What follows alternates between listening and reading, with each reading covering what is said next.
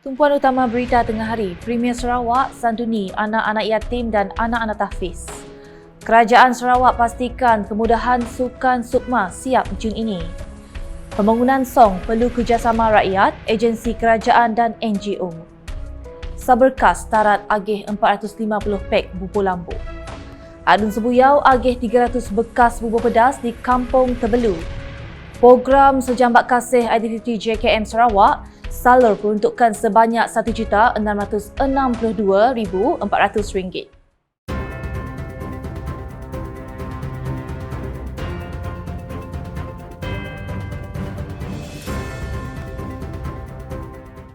Salam sejahtera dan salam Sarawak Maju Makmur bersama saya Grace Chun Lee. Dewan Menerai Kuching Utara di BKU tidak ketinggalan meraikan anak-anak yatim, anak-anak tahfiz dan anak-anak istimewa Saban tahun pada bulan Ramadan. Tahun ini, golongan istimewa tersebut telah diraikan dalam majlis berbuka puasa di BKU bersama Premier Sarawak, Datuk Patinggi Tan Sri Dr. Abang Zuhari Tun Datuk Bangopeng. Program berbuka puasa tersebut diadakan di Ibu Pejabat di BKU Bukit Siol pada malam Isnin. Lebih 200 orang tetamu hadir bagi mengimarahkan bulan Ramadan sekaligus mengeratkan ikatan silaturahim di antara warga kerja di BKU, Pusat Kebajikan Dato' Amar Hajah Jumaani dan Madrasah Al-Khairat, Kampung Pinang Jawa.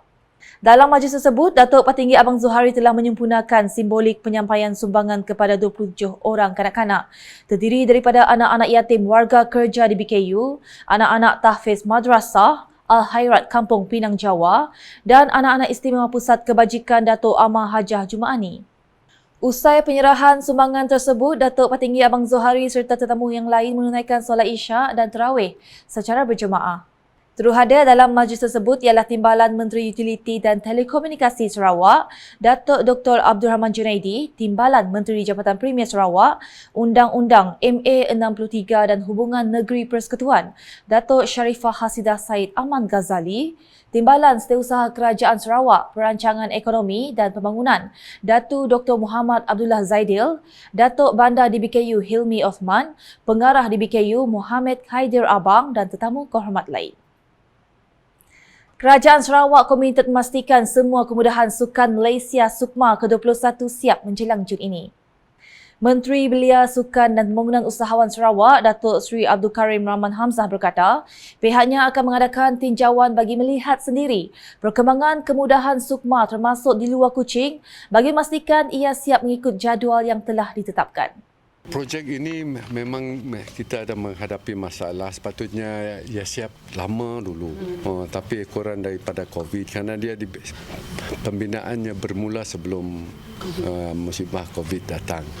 Jadi tersangkut oleh COVID, bila sangkut oleh COVID, pekerja lari dan sebagainya tidak kerja, untuk mobilize semula makan masa. Itu yang ada menyebabkan sedikit sebanyak kelewatan dan sebagainya. Tapi saya tidak nak memberi alasan itu sebagai alasan. Memang ia boleh dipercepatkan kalau semuanya berjalan dengan baik. Beliau berkata demikian ketika ditemui pemberita di tapak Perkampungan Sukan Sarawak di Petra Jaya pada Isnin.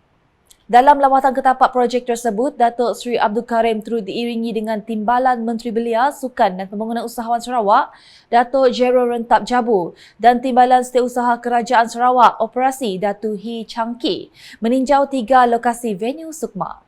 Venue tersebut adalah Dewan Wushu yang diiktiraf terbesar di Malaysia, Stadium Sarawak dan Perkampungan Sukan Sarawak. Hadir bersama Setiausaha Tetap Kementerian Belia, Sukan dan Pembangunan Usahawan Sarawak, Morshidi Frederick dan Ketua Pegawai Eksekutif Perbadanan Sukan Sarawak dan Pengarah Majlis Sukan Negeri Sarawak, Awang Putra Yusri Awang Rizwan. Pembangunan di daerah Song memerlukan kerjasama yang rapat antara rakyat, agensi kerajaan dan pertubuhan bukan kerajaan NGO bagi mencapai matlamat kemajuan. Menteri Kerja Raya Datuk Seri Alexander Nantalinggi berkata, banyak pembangunan telah dilaksanakan di Song oleh kerajaan sama ada di peringkat persekutuan maupun negeri, namun masih ada lagi yang kekurangan yang memerlukan perhatian. Justru beliau memohon rakyat di situ untuk sentiasa sabar dan bersatu kerana sekiranya pemimpin dan rakyat bersatu serta bekerjasama maka senang untuk mencapai matlamat dan mencapai apa yang dirancangkan. Tambahnya, beliau dan Ahli Dewan Undangan Negeri Adun Katibas, Lidam Asan mempunyai hubungan yang baik dan senang untuk merancang pembangunan di daerah Song.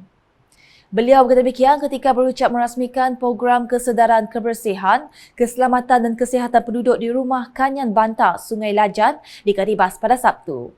Ahli Parlimen KP itu menambah, rakyat haruslah mengikut perkembangan semasa menggunakan teknologi untuk membangunkan daerah Song.